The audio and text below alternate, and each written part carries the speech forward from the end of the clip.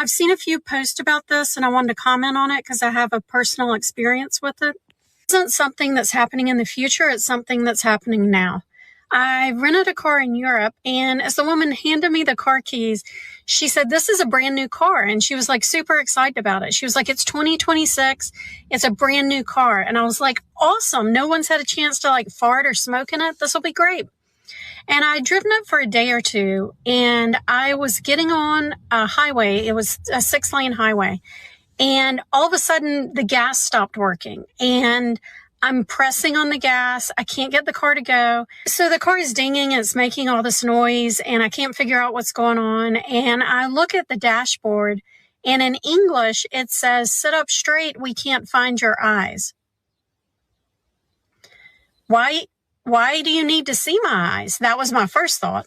And I'm short, so I sit low in the seat. And I guess, I don't know, maybe I'd been driving a while and I'd kind of slouch down more instead of sitting upright.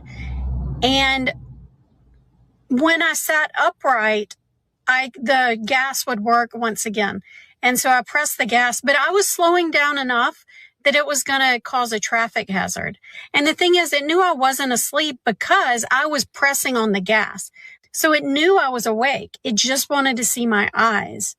So once I sat upright and leaned forward, I guess it did facial recognition. And then it says, "May I send you these results to a third party?" To which I said, "No, you may not." No. Who is the third party? First of all, who's watching me drive the car to begin with? Secondly, who is the third party you're sending it to? And lastly, it is so dangerous. There are so many scenarios where losing control of the gas can put a car in a very dangerous situation. Like, what if I was pulling out in front of a semi-truck? What if I was going over a railroad track? And the absolute worst part is the argument for this is to combat sleepy drivers.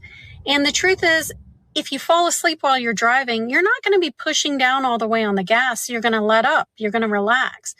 No one keeps their foot pointed while they're asleep. And if they say, "Well, what about cruise control?" Then just take off cruise control. Disable cruise control in cars. That's the solution. Not, "I need to see your eyeballs for the car to work." There's so many dangerous implications for this.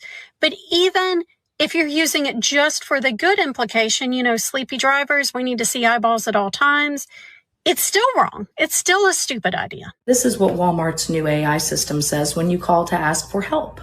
This call and your voice may be recorded for quality or other business purposes, including fraud prevention. Your call and your voice will be recorded for quality or other business purposes, including fraud prevention.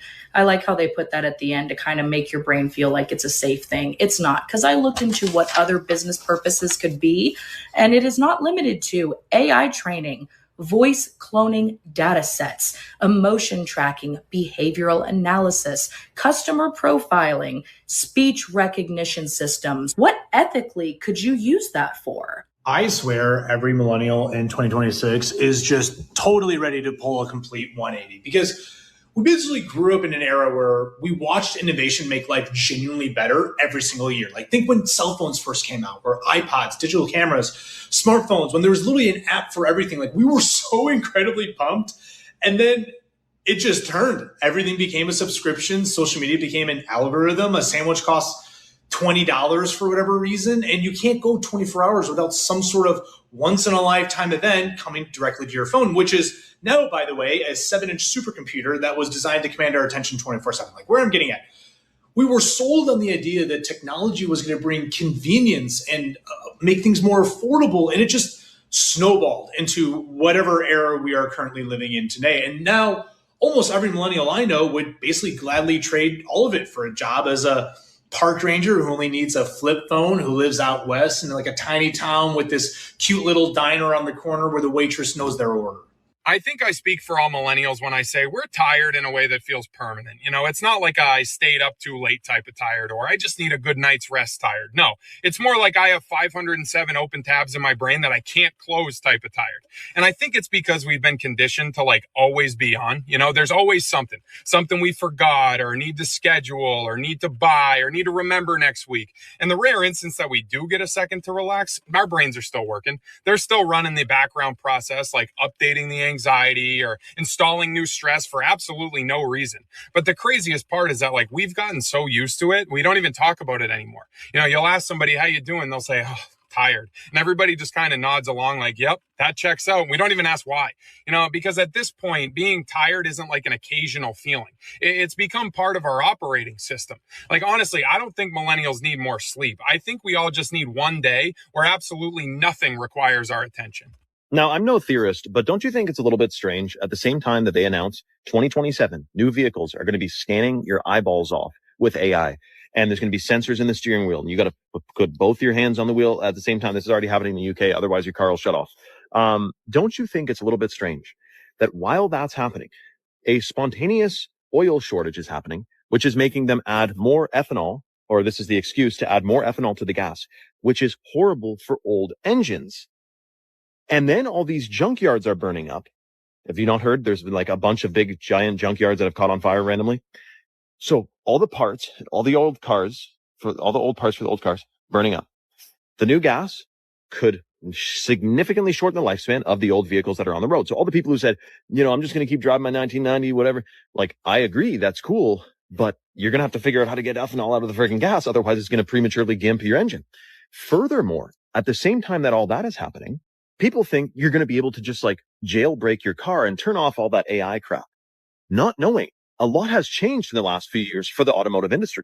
If you alter something in your computer system of these new vehicles, it immediately sends a tampering notice to the cloud of the manufacturer of your vehicle and can either stop your insurance or disable the car if you've affected it in a certain type of way. Look it up, dude. They've passed all these laws. So the walls are closing in on, I guess, controlling our modes of transport. Eventually, I think they all want us in a smart bus anyway, hooked up to the AI railroad. Really, this is what's coming around the corner. So why aren't I scared? Because that's a bit of a scary thought, right? Being ruled by AI, all the old cars are gone. We're in universal basic income. It's a total shitstorm. Because I have true, full, unwavering faith that in the end, the good guys win. I do think it's going to get weirder between now and then. 100%. That's not but something strange is seriously kicking off, man. Whatever you do not buy a new car. Do not buy a new car. You need to listen to this now. So starting in 2027, every single vehicle is going to be equipped with this AI technology that's going to be able to read your face, your eyes, and listen to every conversation you have. They just passed a law, and it's going to start in 2027. Doesn't matter, what vehicle you're looking at. This is going to have this technology in it. So basically what it's going to do is it's going to read your face and scan your face. And if you happen to look like you are looking away from the road, or if it may think that you're impaired, it's going to shut the car off immediately. Or it will not allow your car to start, for one.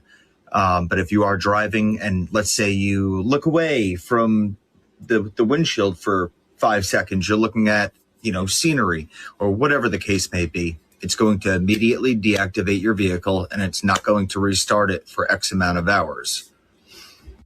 It's also going to have technology that listens to your conversation. Now, if you're having a conversation that may be a little controversial to what the law may think, it's going to automatically alert the police that this conversation is, let's say, of high alert. What it's then going to do is send that little conversation, that script, immediately to the local police department, whatever police department is closest to the vehicle. And the police are then going to go through that footage, and they could be knocking on your door. Our hospitals are full.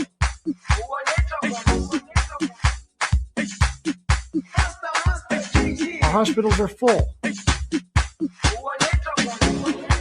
Jerusalem, ikayalami, ilondoloze. Our hospitals are full. Still don't get it, do you, boys? There ain't no countries anymore. No more good guys. They're running the whole show. They own everything, the whole damn planet. They can do whatever they want.